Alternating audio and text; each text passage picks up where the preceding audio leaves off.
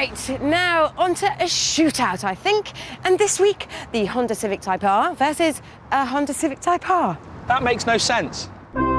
This is the Civic Type R you're used to. Made in Britain, sold in Britain.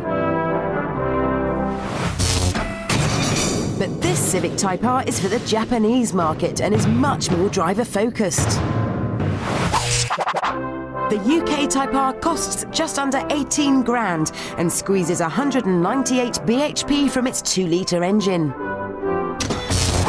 The Japanese Type R is only available from a specialist importer because Honda don't think the Brits would want something so hardcore. It costs 23 grand and comes with 222 bhp.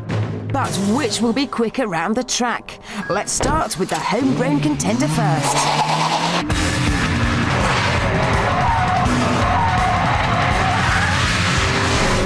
62 miles an hour arrives in 6.6 seconds and it'll romp on to 146 miles an hour.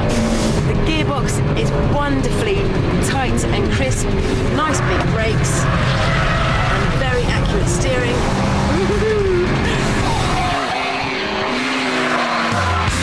It feels pretty safe, it's not going to spit you out into the nearest gravel track. And there is a lot of understeer, so when you turn into a corner, the front tyres just don't have enough grip and they start to wash out to the outside of the circuit. VTEC engine gives its all the way up to 8,000 RPM.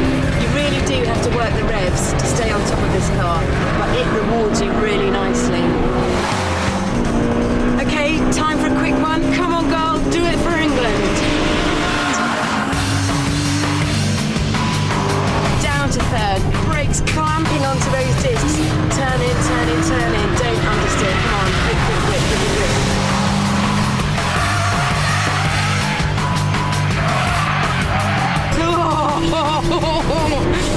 Down the back straight now.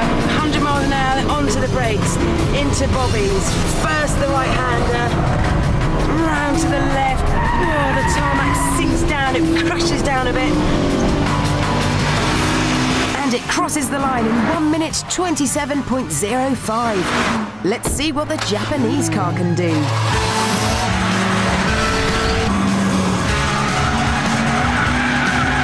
So, is this the car that we should have in England? Well, for starters, the suspension is rock solid. It has been heavily tweaked and lowered, and boy, oh boy, do you feel it. Bumpy circuit, but I'm getting the wind knocked out of me at every single bump. Heaven knows what this would be like on the road.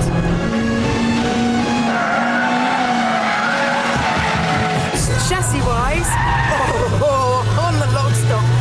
Chassis-wise, it is superb. It is much more taut than the English Civic, much friskier and much more agile. It definitely makes you feel as you're on the edge most of the time, especially in these track conditions. The steering is hydraulic rather than the other car's electronic system, and it's much the better for it. You can actually feel what the front tyres are doing all the time, which is perfect when you are reaching serious speeds as you do in this car. It is very rapid.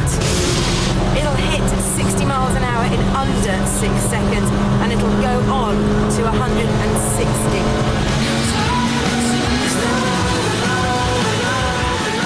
Start the clock. It's a fast haul up the hill to Quarry and the Japanese car opens up a half-second lead. So it's definitely got more traction than the other Civic. Good. Into the S's, onto the brakes, third gear, heel and toe down, turn in, nice and crisp, left. Oh! 104, 105 miles an hour before I start braking for tower. 5 miles an hour up on the other Civic. Turn in, get the power down. Halfway round, it's gained a massive 2 seconds over the British Type R. Into the last corner, turn in, get the apex tight, bang, got it. Power all the way down, come on. And it crosses the line at 1 minute 24.06, 3 seconds faster than the domestic car. I'm impressed, Vix. That was actually 3 wheels and sliding, both on the same lap. Yep, we had a downpour or 2 of rain and some of the corners got very greasy, which helped that. But that Japanese car was so hardcore. At a test track in Japan, it came to within a second of the time of a Honda NSX. That is hardcore. Yeah. I suppose it just goes to show how much we could soup up our home market Civic as well. Exactly. And it also goes to show that, you know, same name, Civic, but 2 totally different cars. Funny you should say that. Why? You know the new Mini? Yeah.